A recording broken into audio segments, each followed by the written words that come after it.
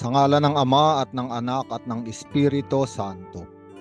Panginoon, isugo mo ang iyong espiritu at pagpanibaguhin mo ang muka ng aming mundo.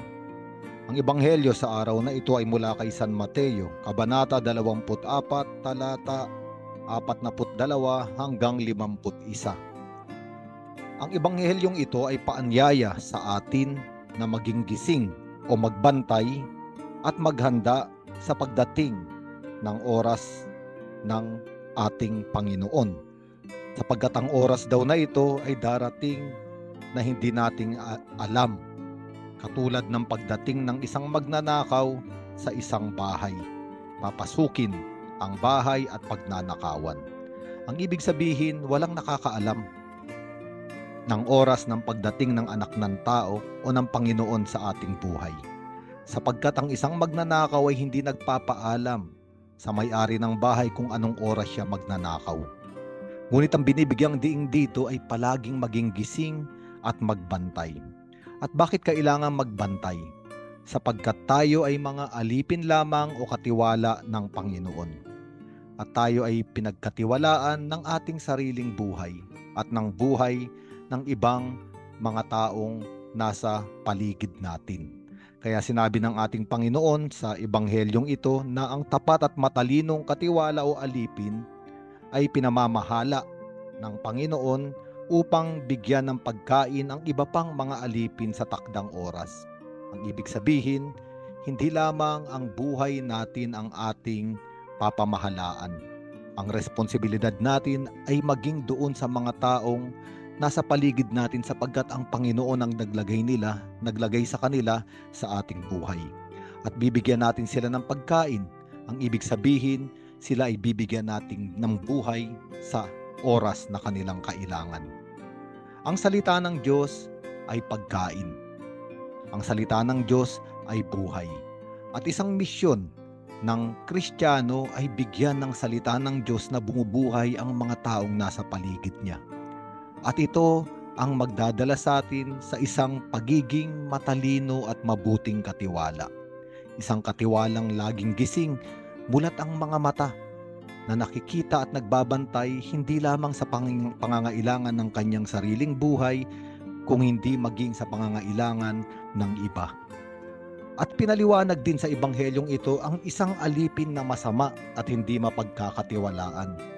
Ito yung alipin na inakala na siya ang may-ari ng bahay at siya ang may-ari ng iba pang mga alipin, kaya nga nagawa niya silang saktan at bugbugin. At ang tangi niya na lamang inasikaso ay ang kanyang sariling kaligayahan. Siya ay kumain at nakipag-inuman at siya ay nalasing. Nalasing sa sariling kahungkagan, sa sariling katiwalian at sa sariling kapangyarihan. Sabi ng ating Panginoong Yesus na kapag ganitong uri ng katiwala ang dinatnan sa pagdating ng anak ng tao, siya ay paparusahan. Siya ay isasama sa mga mapagkunwari. At do'y tatangi siya at magngangalit ang kanyang ngipin. Kaya nga, ang paanyaya sa atin ng mabuting balitang ito ay maging mga katiwalang, gising at nagbabantay sa pangangailangan ng ating kapwa, gising at nagbabantay dahil tayo ay katiwala lamang at hindi tayo ang Panginoon. Ang katiwalang gising at nagbabantay ay may pag-ibig sa Panginoon.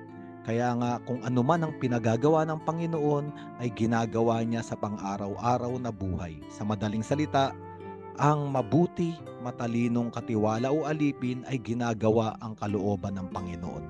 Ginagawa ang kalooban ng Diyos. At ano ang kalooban ng Diyos? Na tayo ay magbigay ng buhay sa ating kapwa. At wag nating isipin na tayo ang kanilang Panginoon o Panginoon ng mga sarili nating buhay. Sapagkat lahat tayo ay mga katiwala lamang. At kung tayo ay daratnan ng ating Panginoon na gising at nagbabantay at tayo ay naging mabuting katiwala ng ating buhay, tayo ay kanyang bibiyayaan. Katulad ng sinabi sa Ebanghelyo ni San Lucas, iuupo niya tayo sa hapagkainan at kanyang paglilingkuran. At ito ay nangyayari sa tuwing nagdiriwang tayo ng Eucharistia. Ang Eucharistia ay totoong malaking biyaya sa mga aliping nagbantay at gising, sa mga aliping nagmahal sa Panginoon at nagmahal sa kanyang kapwa, sa mga katiwalang gising at handa sa pagdating ng Panginoon. Ang Eucharistia ay isang hapag, isang gantimpala at isang malaking pagpapala.